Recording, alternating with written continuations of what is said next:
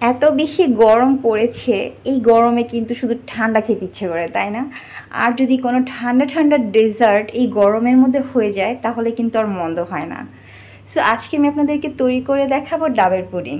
আসসালামু আলাইকুম, কেমন আছেন সবাই? আমি নাবিলা।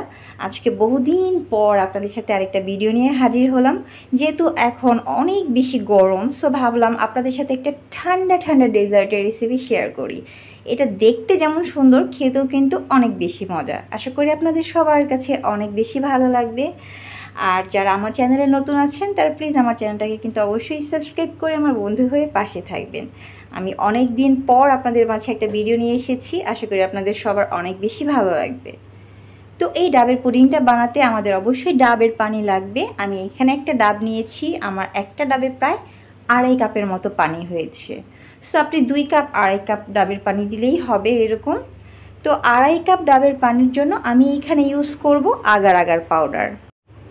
আপনাদের হাতের কাছে যদি আগার আগার পাউডার না থাকে সো আপনারা কিন্তু চায়না গ্রাসটাও ইউজ করতে পারেন।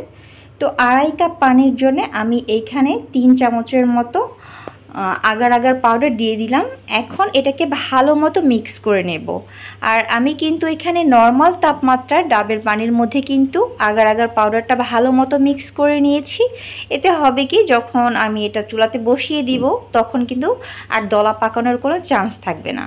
তারপর এইখানে আমি স্বাদ মতো আপনারা চিনি দিয়ে দিবেন। সো আমি এখানে প্রায় 1 কাপের মতো চিনি ইউজ করেছি। আপনারা যদি চিনি মিষ্টি বেশি খান সো বেশি দিবেন, কম খেলে কম দিবেন। বাট 2.5 কাপের জন্য 1 কাপই পারফেক্ট হয়েছে, কারণ আমার ডাবের পানিটা আসলে বেশি মিষ্টি ছিল না। তারপর এটা চুলাতে দিয়ে কন্টিনিউ নেড়ে চেড়ে যেতে হবে।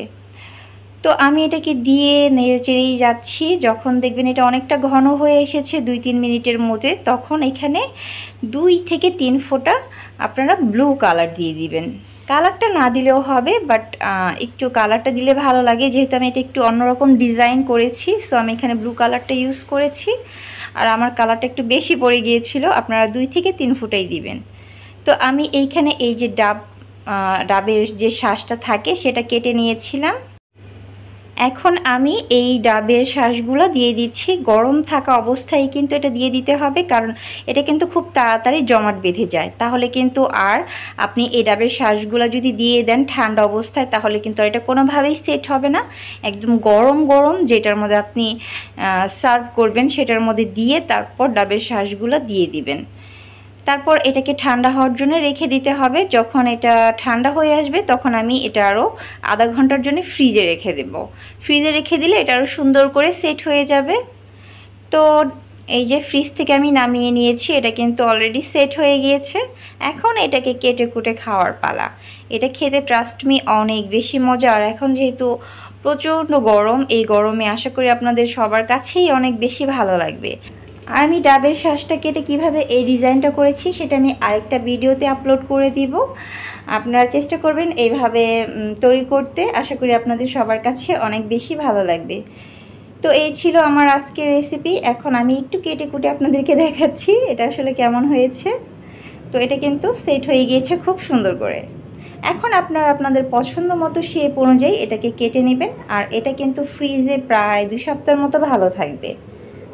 আর বাচ্চারাও কিন্তু এটা অনেক বেশি পছন্দ করে। ইভেন যদি গেস্ট আসে বাসায় তাদেরও কিন্তু এটা আপনারা তৈরি করে দিতে পারেন। তো এই ছিল আমার আজকের রেসিপি। সবাই ভালো থাকবেন, সুস্থ থাকবেন। আমার ফ্যামিলির জন্য সবাই দোয়া করবেন। আপনাদের সবার জন্য রইল অনেক অনেক দোয়া আর ভালোবাসা। আল্লাহ হাফিজ।